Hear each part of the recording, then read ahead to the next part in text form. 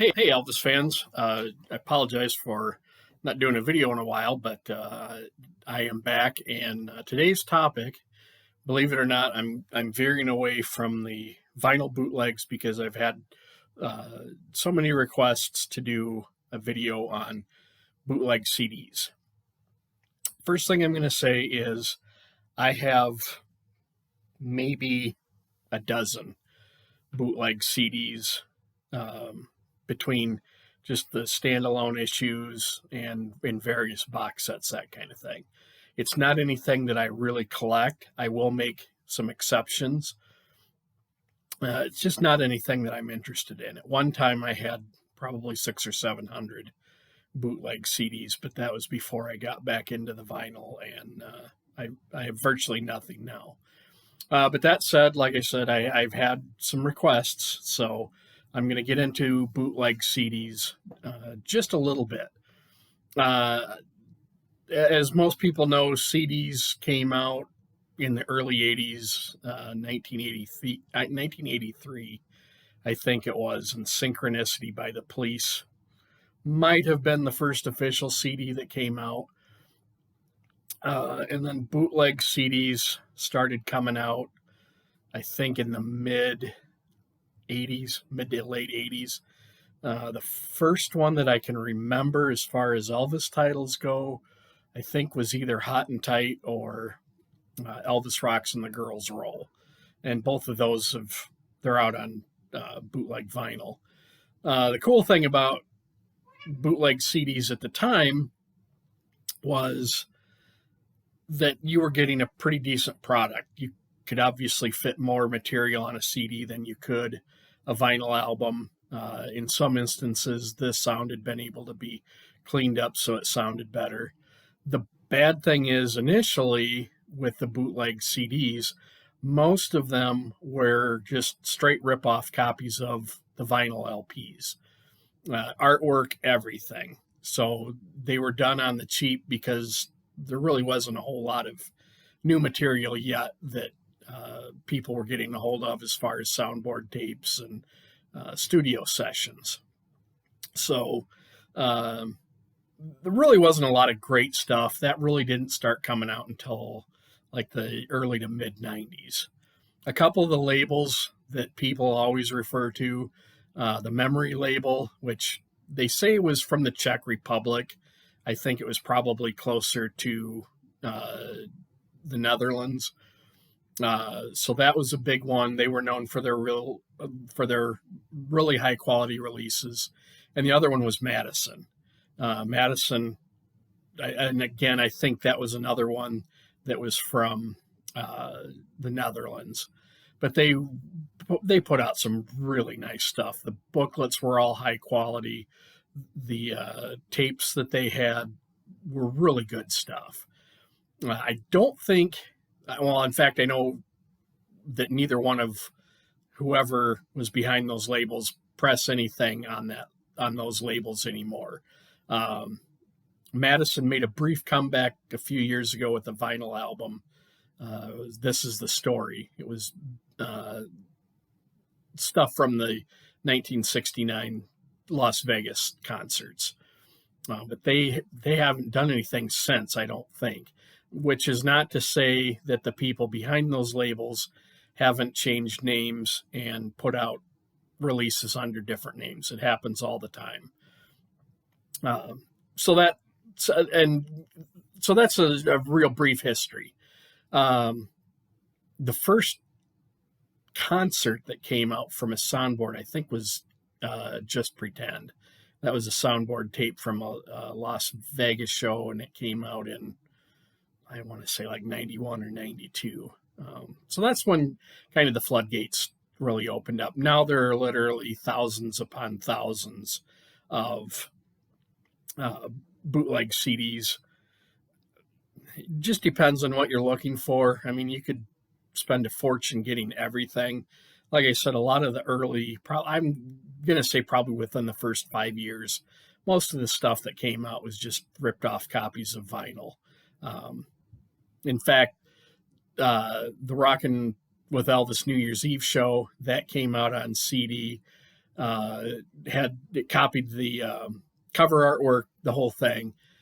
Unfortunately, because the show was 90 minutes long, they couldn't get everything on just one disc. So basically, the bootleggers had a choice of either putting everything on two discs or cutting things and putting stuff on just one disc, which that's what they opted to do. They cut a few songs and put everything on one disc. So you don't get the whole show with that first edition. And I don't even, I know there was another tape that came out. I think the release of it was called Auld Lang Syne, and that came in one of those long boxes that were popular then. But I don't think it was the same tape as the John Herman tape.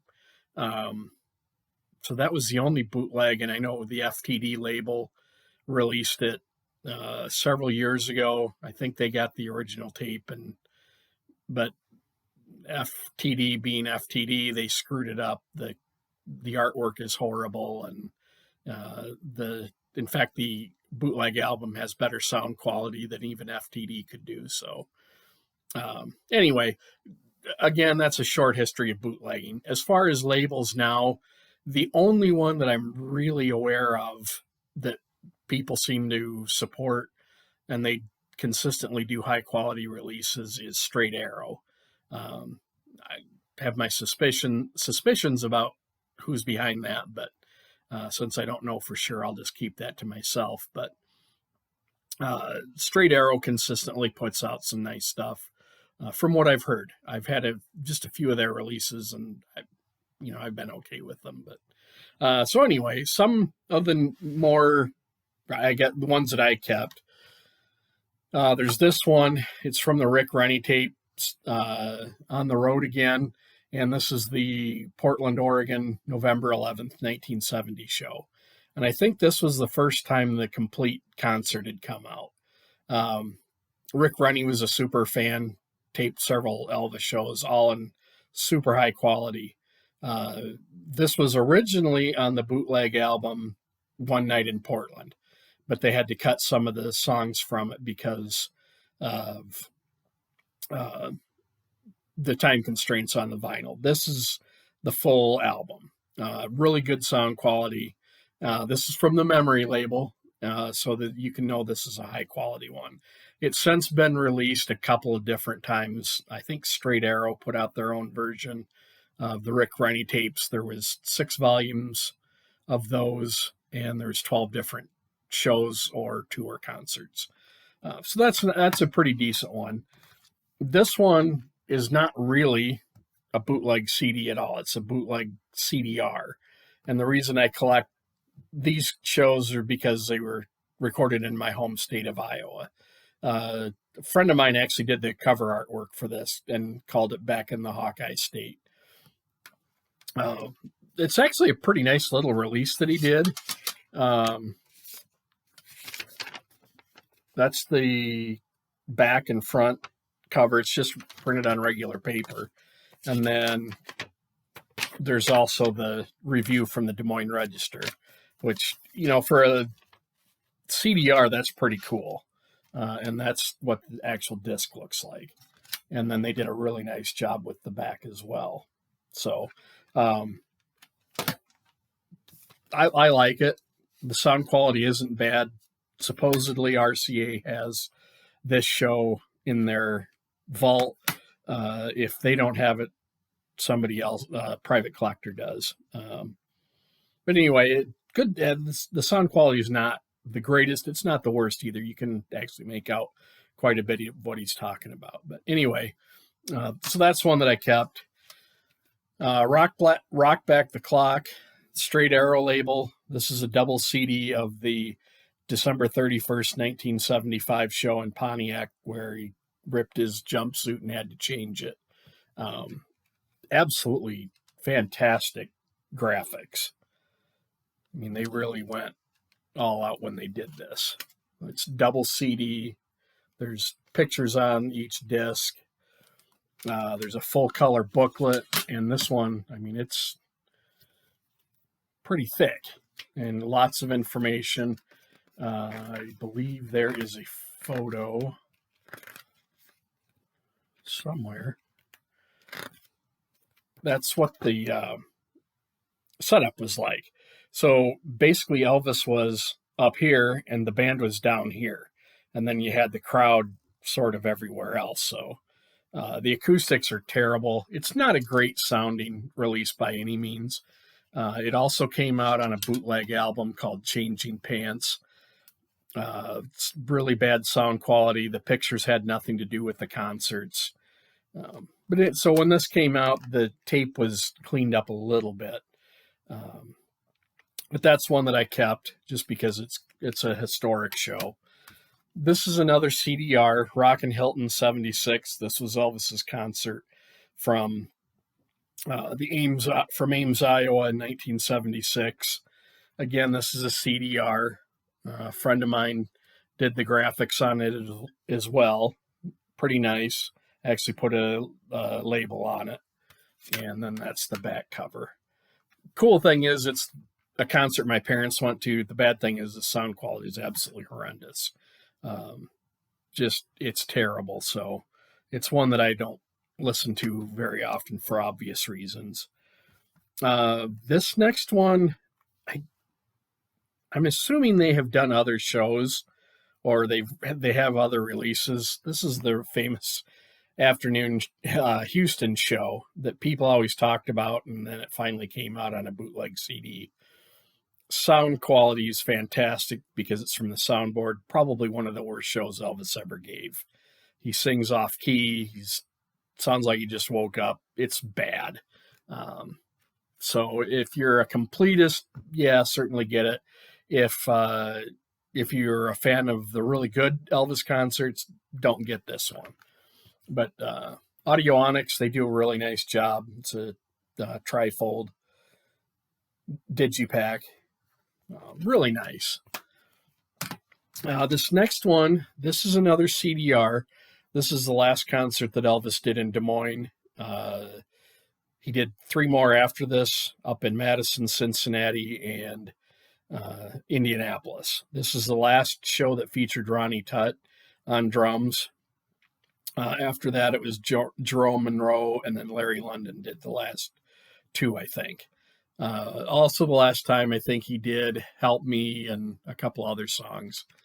For the longest time, this is the only way to get this show. It's a nice photo of Elvis getting onto the Lisa Marie. And that's the back cover of it.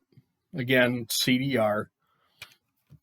And then, thankfully, somebody got a hold of a better tape, and this came out on the Convair label. And this is actually a real CD of that Des Moines concert. Sound quality is a little bit better than what I've got, but it gives a little information on of the venue that he did the concert at. It's a nice picture disc, and again, it comes with a really nice booklet. It's a thick one.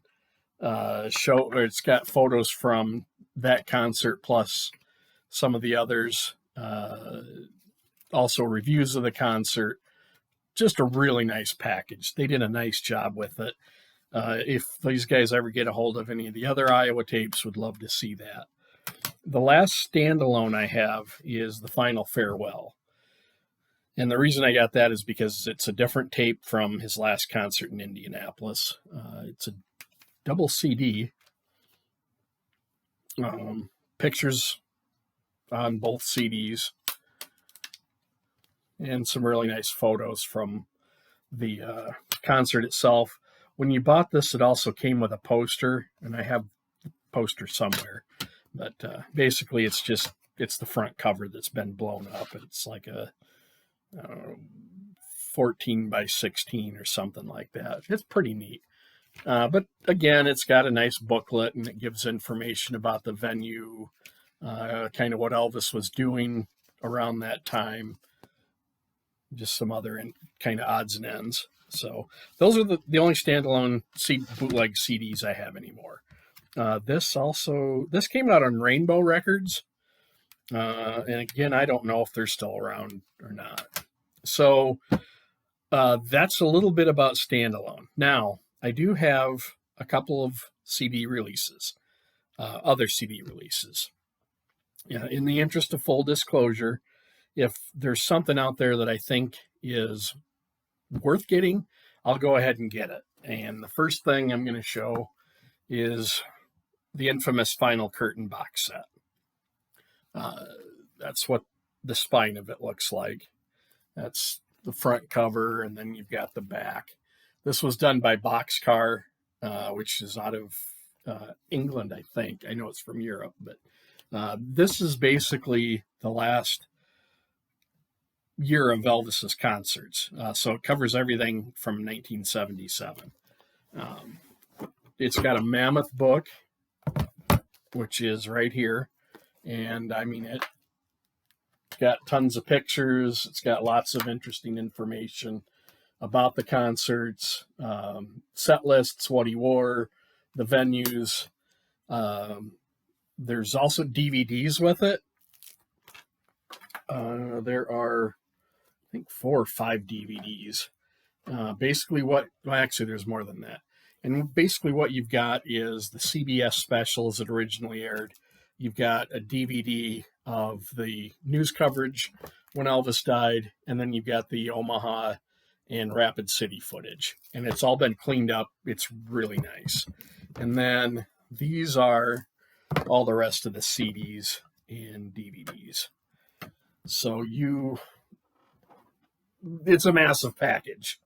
Definitely worth having. Like I said, I got it just because it covers pretty much everything from 1977. There's also 2 more DVDs of Super 8 film footage that they did everything they could to clean it up. There's CDs of pretty much everything that RCA recorded, including this Madison, Wisconsin soundboard. That was the night after Des Moines. That's on there. Now, it's another really bad concert from Elvis, but it's a soundboard recording.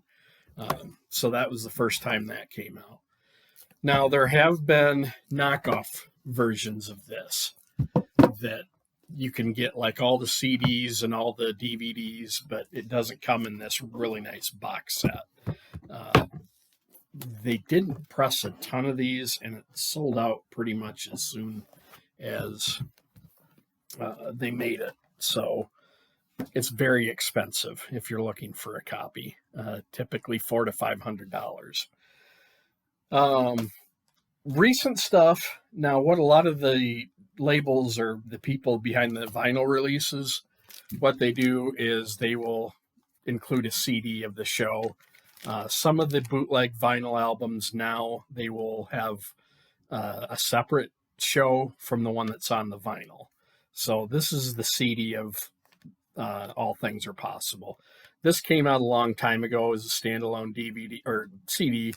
Then somebody put it on vinyl, and supposedly the CD's got upgraded sound and all that. It might, I don't know. I haven't listened to the CD, to be honest, and I don't think I had the original All Things Are Possible CD. But most of the vinyl albums that come out now, they'll include a CD of that show or a show from right around that time. So I've got almost all of the newer vinyl releases, and I think they all have the CD with it as well. The only other thing I have, and the last one I'm going to show, this is the On Tour box set from Amiga. It's all CDs and DVDs, I think. It's been a while since I've looked, but deluxe edition. Again, it comes in a really nice slipcase. This is the book, and it is fantastic. Just tons of great information. There are 4 CDs of rehearsals. There is, and then 4 CDs of the shows. There's the Hampton Roads, Greensboro, North Carolina, Richmond, Virginia, San Antonio, Texas. And then they also included a CD of interviews. And that's during the movie, you could hear Elvis talking about stage fright and how he relaxes with the J.D. Sumner and the Stamps after concerts, and that's where these interviews are from. 65 minutes of interviews, so it's worth it almost just for that. So, and again, there's a really nice book. It's got tons of information about Elvis on tour, lots of great photographs. So when people talk about the Follow That Dream label, which is the official kind of Elvis collector's label, about why don't they put something out, I'm not sure what else they could do, short of if they were able to work a deal with Warner Brothers and get the footage of those concerts to be able to release that. Virtually everything, the shows, the rehearsals, the interviews, obviously, virtually everything has been released that can be released by the bootleg labels. This is just the CD box. There's also probably a dozen different albums. There was an Elvis on Tour box set that came out a couple years ago that had just the rehearsals that came on vinyl, and it also had bonus CDs. So I'm not sure what, like I said, short of getting the film footage from Warner Brothers, I don't know what they could do to better any of this. So, if they do, my guess is they're probably going to do like they did with the That's the Way It Is set, have 2 giant books and CDs of stuff that everybody's heard and charge you $300 for the honor of having it. So anyway, everybody had asked, well, not everybody, I've had some people ask me to do a show about bootleg CDs. That's the show about bootleg CDs. If you have any questions, certainly feel free to put those in the comments. If anybody has any corrections, I love it when people do that because I get information wrong from time to time. So look forward in the next few days. I'm going to do a couple more videos. One of them is going to be about the bootleg single sleeves that fans did in the 70s for the RCA singles from the 50s that RCA didn't do sleeves for.